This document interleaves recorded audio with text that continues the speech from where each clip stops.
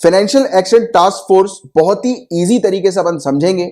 तो देखिए guys, theory में जाने से पहले मैं आप लोग को इजी तरीके से एफएटीएफ क्या काम करती है वो आपको पहले मैं समझाता हूं, जिससे कि आपके कंसेप्ट एफएटीएफ से रिलेटेड क्रिस्टल क्लियर हो जाएं, राइट। तो देखो, ये मान के चलो ये एक प्रकार का ऑफिस है जिसका काम क्या होता है, पूरे दुनिया भर में जितने भी ट्रांजैक्शन हो रहे होते हैं उस पर ये निगरानी रखती है। पैसों के जो ट्रांजैक्शन होते हैं ना, ये देखती है कि एक कंट्री से पैसा दूसरी कंट्री में जा रहा है तो क्या वो पैसे का इस्तेमाल टेररिस्ट फाइनेंसिंग में तो नहीं किया जा रहा या किसी इलीगल एक्टिविटी में तो नहीं किया जा रहा, ये चीज ऑब्जर्व करती है। दूसरी चीज देखती है कि कहीं कोई व्यक्ति इस प्रकार से अपने ब्लैक मनी को व्हाइट मनी में तो कन्वर्ट नहीं कर रहा, यानी कि मनी लॉन्ड्रिंग एक्टिविटी तो नहीं हो रही है। मनी लॉन्ड्रिंग एक्टिविटी में होता क्या है, इस पर भी अपन बात करते हैं। तो देखो गाइस, आपने हवाला के बारे में सुना होगा, हवाला का काफी बड़ा नेटवर्क होता है, और नहीं सुना तो आपको पढ़ना है ही, ऑलरेडी आपके जीएस पेपर 3 में है ये वाला टॉपिक, हवाला के बारे में आपको पढ़ना ही है। तो मैं भी आपको बताता हूं, हवाला एक ऐसा नेटवर्क होता है जिसके माध्यम से एक कंट्री से दूसरी कंट्री में पैसा जो है वो भिजवाया जाता है, और ये पैसा जो होता है वो ब्लैक मनी होता है।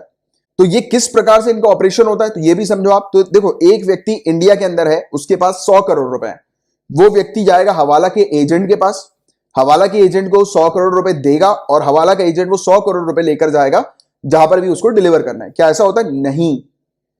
एक व्यक्ति उसको पैसे, यानी कि जो व्यक्ति है जिसने हवाला के एजेंट के पास कांटेक्ट किया, तो वो जो 100 करोड़ रुपए उसको हवाला के एजेंट को देगा ना, तो हवाला का एजेंट सिर्फ उससे ये बोलेगा कि आपको पैसे कहां पहुंचाने हैं, तो वो बोलेगा मुझे पैसे अमेरिका में पहुंचाने हैं। अमेरिका में कहां पर पहुंचाने हैं, तो वो पूरा एड्रेस देगा।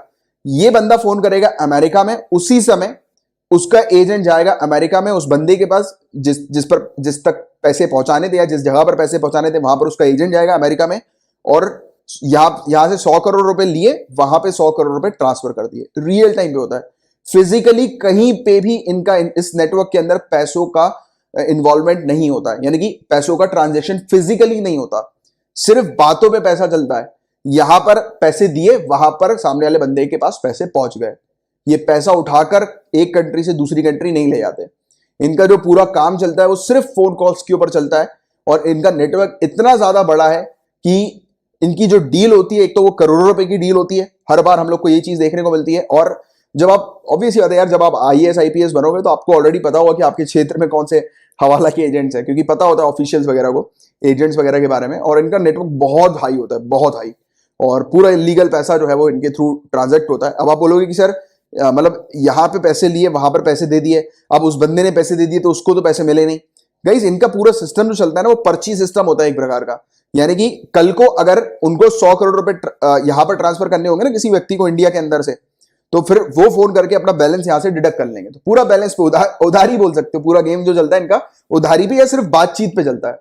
और आप जानते हो कि जितने भी इलीगल बिजनेस होते हैं, इनकी बात जो होती है वो बहुत मायने रखती है, और जहां बात खराब हुई वहां पे तो फिर डिस्क्याऊं समझ पा रहे होगे, राइट। तो ये वाली चीज होती है इनकी।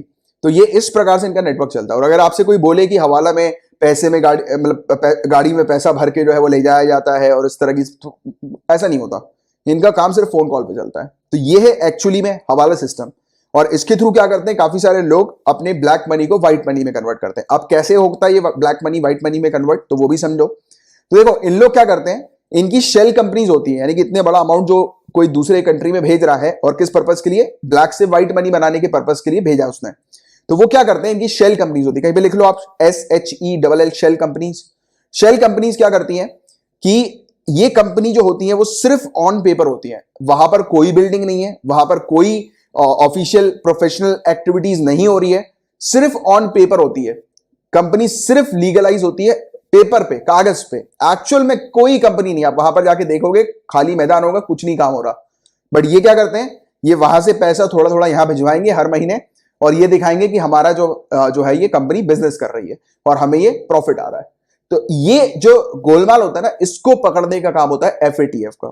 दूसरी चीज ये पकड़ती है, देखती है कि जो एक कंट्री के अंदर जो पैसा है उसका किस तरीके से उपयोग कर रही है वो कंट्री। जैसे कि पाकिस्तान को अभी इसने टारगेट किया हुआ, क्यों किया हुआ, क्योंकि इसको शक था कि पाकिस्तान जो है वो पैसे, पाकिस्तान के अंदर जो पैसों का जो ट्रांजेक्शन हो रहा है वो टेररिस्ट फंडिंग के लिए हो रहा है, टेररिस्ट फाइनेंसिंग के लिए हो रहा है। और इस पर एफएटीएफ ने पाकिस्तान से क्वेश्चंस दिए थे, एफएटीएफ ने पाकिस्तान को क्वेश्चंस दिए थे, और उस क्वेश्चंस का जवाब पाकिस्तान दे नहीं पाई एफएटीएफ को। तो इसने एफएटीएफ ने पाकिस्तान को ग्रे लिस्ट में डाल दिया। इनकी ग्रे लिस्ट में आने का मतलब क्या होता है, एक कंट्री को वार्निंग दी जाती है कि अगर समय रहते हुए आपकी जितनी भी एक्टिविटीज है आप बंद कर दो, और अगर ऐसा नहीं करोगे तो आपको ब्लैक लिस्ट में डाल दिया जाएगा। अब ये एफएटीएफ जिन भी कंट्रीज को ग्रे लिस्ट में या ब्लैक लिस्ट में डालती है ना, ये मान के चलना उन कंट्रीज के साथ कोई भी दूसरी कंट्रीज किसी भी प्रकार से डील नहीं करती है, एक प्रकार से बॉयकॉट कर दिया जाता है उन कंट्रीज को। अब ये क्यों किया जाता है उसके पीछे भी लॉजिकल आंसर आप समझना। और ऐसी कंट्री के अंदर कोई भी एमएनसी मल्टीनेशनल कंपनी यहां पर अपना पैसा इन्वेस्ट नहीं करती है। जैसे कि हमारे यहां पर देखिए इंडिया के अंदर काफी सारी एमएनसीज हम लोग को देखने को मिलती हैं, बट अगर कोई भी कंट्री एफएटीएफ की लिस्ट में अगर आ जाती है ना, चाहे वो ग्रे लिस्ट हो या ब्लैक लिस्ट की, तो फिर बात ही अलग है। ब्लैक लिस्ट तो टोटल बॉयकॉट होता है, ग्रे लिस्ट तो एक वार्निंग की तरह दी जाती है, राइट, कि आप जो है वो समय रहते समझ जाओ। तो जैसी कोई कंट्री ग्रे लिस्ट में आई ना, तो वैसे ही वहां पर एमएनसीज ऑपरेट करना बंद कर देंगी, वहां पर जाएगी नहीं कोई एमएनसी, कोई ना कोई कंट्री लोन देगी, ना कोई कंट्री बायलैटरल रिलेशन करेगी, या फिर जो वर्ल्ड बैंक जो होती है या आईएमएफ हम लोग को देखने को मिलती है, तो वो भी ऐसी कंट्रीज को लोन्स नहीं देती है जिन कंट्रीज का नाम जो है वो इसकी लिस्ट में आ जाता है एफएटीएफ की। तो आप समझ ही पा रहे होंगे कि जब वर्ल्ड बैंक आईएमएफ लोन नहीं दे रही है तो एफएटीएफ कितनी इंपॉर्टेंट ऑर्गेनाइजेशन है, कितनी इंपॉर्टेंट बॉडी है कि नहीं। अब ऐसा क्यों होता है, अब इसके पीछे का आप लॉजिक समझना। जैसे कि मैंने भी आपको बोला ना, कोई एमएनसी वहां पर इन्वेस्ट नहीं करेगी, क्यों नहीं करेगी, तो लोकल अपन बात करते हैं इस पर, लोकल एग्जांपल से समझते हैं चीजों को।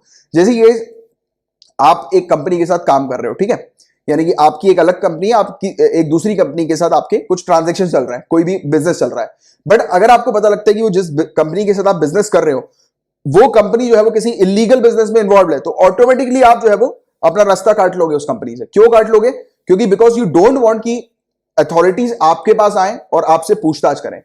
द प्रॉब्लम, अब आप बोलोगे सर हम तो गलत नहीं, हमसे पूछताछ करेंगे तो भी क्या होगा। गाइस टाइम मैटर करता है बड़ी कंपनीज के लिए। अगर बड़ी कंपनीज का एक एक मिनट जो होता है ना वो एक एक करोड़ रुपए का तक का हो जाता है, 1 करोड़ रुपए भी बहुत कम बोल रहा हूं ऐसे तो मैं, तो उनके लिए टाइम बहुत इंपॉर्टेंट रोल प्ले करता है।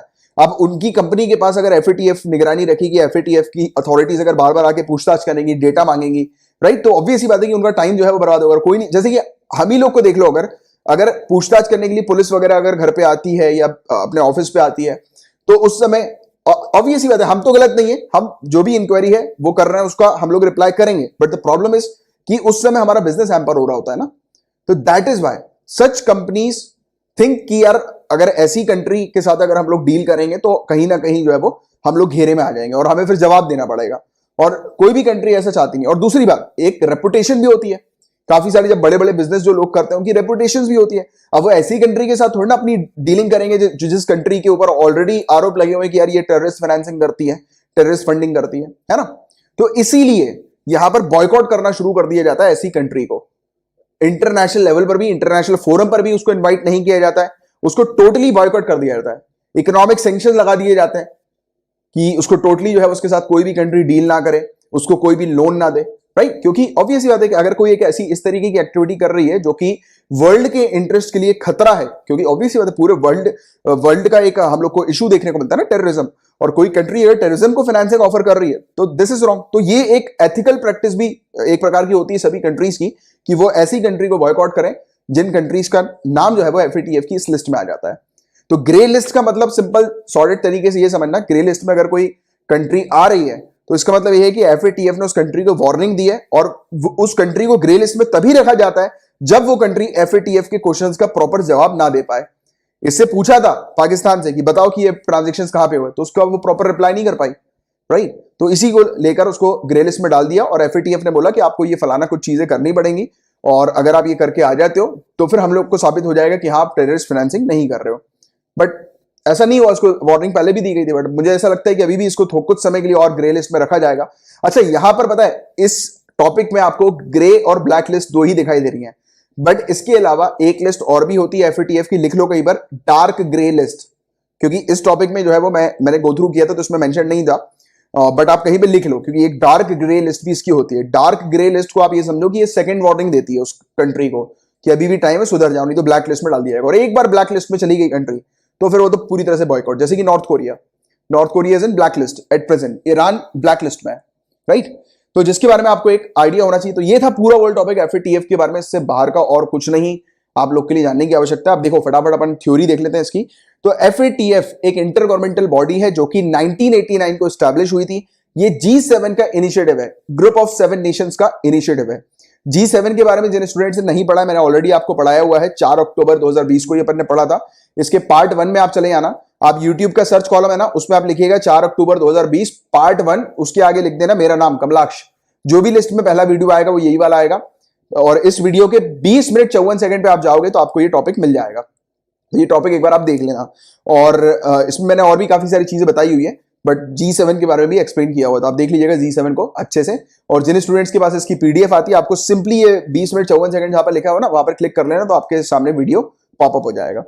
अच्छा, और ये क्या करती है, ये पॉलिसी मेकिंग बॉडी है, एक प्रकार की पॉलिसीज बनाती है, काम करती है कि जितने भी नेसेसरी पॉलिटिकल मुद्दे वगैरह जो हम लोग को देखने को मिलते हैं उसको रिजॉल्व करने का इसका काम होता है, राइट। नेशनल लेजिस्लेटिव और रेगुलेटरी रिफॉर्म से रिलेटेड अलग अलग एरियाज में इसका जो सेक्रेटेरिएट है वो organisation of economic cooperation development जो पेरिस के अंदर है, तो उसी के हम लोग को हेडक्वार्टर में ही देखने को मिलता है, राइट। और इसके अलावा इसके रोल्स और फंक्शंस की बात करें तो इनिशियली ये जो एस्टैब्लिश हुई थी, ये मनी लॉन्ड्रिंग को रोकने के पर्पस के लिए एस्टैब्लिश की गई थी।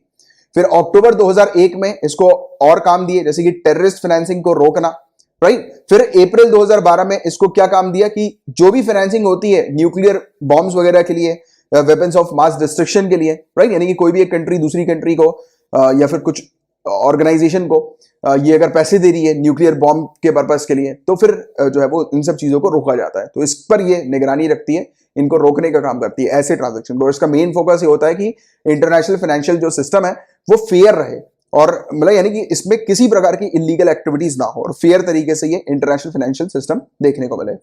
और FATF के अंदर टोटल 37 मेंबर्स होते हैं, 2 रीजनल ऑर्गेनाइजेशंस इसके हम लोग को देखने को मिलते हैं, और यहां पर पूरे दुनिया भर के यानी कि पूरी ग्लोब के काफी सारे जो मेजर फाइनेंशियल सेंटर्स हैं वो भी इसमें इंक्लूडेड हम लोग को देखने को मिलते हैं, जो कि रिप्रेजेंट करते हैं।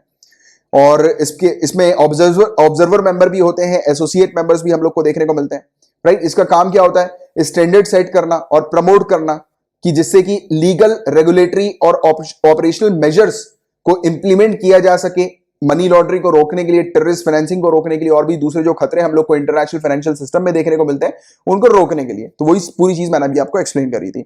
इसकी 2 लिस्ट होती है, ब्लैक लिस्ट और ग्रे लिस्ट। ब्लैक लिस्ट के अंदर ऐसी कंट्री आती है जिनको नॉन कोऑपरेटिव कंट्रीज या नॉन कोऑपरेटिव टेरिटरीज के नाम से जाना जाता है, इनको ब्लैक लिस्ट में रखा जाता है। यानी कि ये कंट्री जो है वो वार्निंग के बावजूद भी नहीं मान रही थी, ये इनकी टेररिस्ट फाइनेंसिंग कंटिन्यूड थी, ये मनी लॉन्ड्रिंग कर रही थी। तो ऐसी जो कंट्रीज होती हैं तो उनके ऊपर उनको ब्लैक लिस्ट में डाल दिया जाता है। फिर ब्लैक लिस्ट में डालना यानी कि बॉयकॉट, राइट, जो मैंने भी आपको एक्सप्लेन किया था। और ये समय समय पर अपनी लिस्ट जो है वो रिवाइज करती है। कुछ कंट्रीज अगर वो सुधर रही हैं तो उनको ब्लैक लिस्ट से ग्रे लिस्ट में डाला जाता है थोड़े समय के लिए ऑब्जर्व करने के लिए, फिर उनको ग्रे लिस्ट से भी हटा दिया जाता है।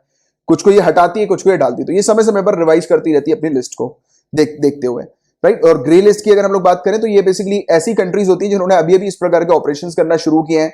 ऐसी कंट्रीज के अंदर वही मैं आपको बता रहा हूं ना, शेल कंपनीज होती हैं, तो ऐसी कंट्री के अंदर अगर ज्यादा शेल कंपनीज हैं तो उनको जो है वो फिर मतलब निगरानी रखी जाती है और उनको वार्निंग दी जाती है फिर। और ऐसी कंट्री जो टेररिस्ट फाइनेंसिंग कर रही हैं तो उनको बेसिकली एक बार के लिए वार्निंग दी जाती है, कहा जाता है कि आप जो है वो ये सब एक्टिविटीज बंद कर दो, और इनके कुछ नॉर्म्स, रूल्स, रेगुलेशंस ये प्रोवाइड कराती है FATF, उसको फॉलो करना होता है। और अगर एक कंट्री ने ऐसा कर लिया तो फिर उसको ग्रे लिस्ट से हटा दिया जाता है। बट अगर नहीं किया तो उसको डार्क ग्रे लिस्ट में रखा जाता है। लिख लो कहीं डार्क ग्रे लिस्ट, क्योंकि यहां पर नहीं था, तो डार्क ग्रे लिस्ट में रखना यानी कि सेकंड वार्निंग देना।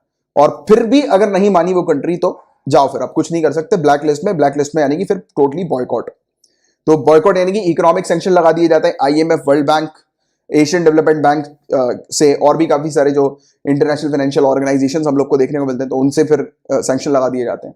और फिर उनको लोन्स वगैरह नहीं मिलता, राइट, जो मैं अभी आपको बता रहा था। इंटरनेशनल ट्रेड रिड्यूस हो जाता है, वो MNC वाला जो मैंने आपको एग्जांपल दिया था। और इसके अलावा इंटरनेशनली जो फोरम्स वगैरह जो होते हैं उससे ऐसी कंट्रीज को बॉयकॉट कर दिया जाता है, राइट।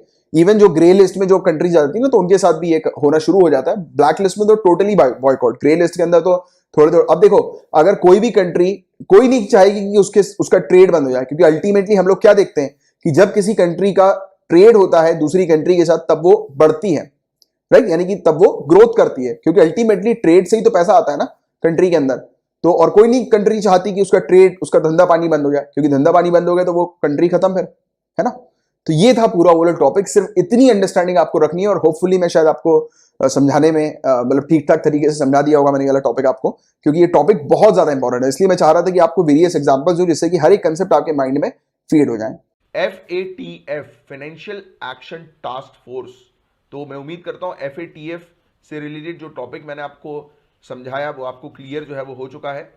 और इसके अलावा पाकिस्तान जो है गाइस, बताया जा रहा है कि इन्वेस्टिगेट पाकिस्तान के जो प्रयास हैं कि उसने इन्वेस्टिगेट किया और प्रोसिक्यूट किया वेरियस हम लोग को जो लीडर्स जो देखने को मिलते हैं United nation designated terror groups के, मतलब होता है ना कि यूनाइटेड नेशन ने काफ़ी सारे जो टेरर ग्रुप्स जो हम लोग को देखने को मिलते हैं तो उसकी एक लिस्ट जो है वो तैयार करी और पाकिस्तान के ऊपर आरोप था कि पाकिस्तान जो है वो टेरर फाइनेंसिंग में इन्वॉल्व है। तो FATF ने पाकिस्तान को जो है टोटल कितने पॉइंट्स जो है वो दिए थे, 27 एक्शन पॉइंट्स या एक्शन आइटम्स जो है वो प्रोवाइड किए थे कि इसे 2018 तक जो है वो मतलब 2018 में प्रोवाइड किए थे कि आपके पास जो है वो 27 प्रॉब्लम्स हैं, इस 27 प्रॉब्लम्स पर आप काम करें तो आपको जो है वो हटा दिया जाएगा ग्रे लिस्ट से। बट अभी भी कुछ एक्सपर्ट्स का भी कहना है कि इसको हो सकता है कि ग्रे लिस्ट में ही डाला जाए या फिर ब्लैक लिस्ट में भी डालने की उम्मीद है, बट वो थोड़ी सी कम है, राइट। तो FATF की ग्रे लिस्ट क्या होती है, ब्लैक लिस्ट क्या होती है? क्या दो ही लिस्ट है FATF के पास, ग्रे लिस्ट और ब्लैक लिस्ट? क्या दो ही लिस्ट है? 3 लिस्ट है, एक डार्क ग्रे लिस्ट भी है। यह भी चीज आपको बहुत अच्छे से ध्यान में रखनी है, ठीक है। बहुत सारी जगह पर आपको सिर्फ FATF की दो ही लिस्ट नजर आएगी, बट आप अलग से नोट्स बनाकर डार्क। तो FATF का टॉपिक आपको क्लियर है। सिंपल सी चीज अभी ये ध्यान में रखिएगा कि अभी इसकी एक मीटिंग हम लोग को देखने को मिल रही है, पेरिस में चल रही है FATF की, राइट, जहां पर पाकिस्तान आप जानते हैं इस ग्रे लिस्ट में है। तो पाकिस्तान अब ग्रे लिस्ट में कंटिन्यू रहेगा या उसको ब्लैक लिस्ट में डाल दिया जाएगा, इस पर जो है वो फैसले पर मीटिंग हम लोग को देखने को मिली है। और बाकी पाकिस्तान जो है 2018 में ग्रे लिस्ट में डाल दिया गया था और 2018 में इसको 27 एक्शन आइटम्स दिए गए थे जिसको उसको फुलफिल करना था, जिन 27 में से 26 इसने फुलफिल कर दिए हैं। इसके ऊपर आरोप था पाकिस्तान के ऊपर टेरर फाइनेंसिंग का। तो ये कुछ पॉइंट्स है जो आप थोड़ा सा ध्यान में रखिएगा।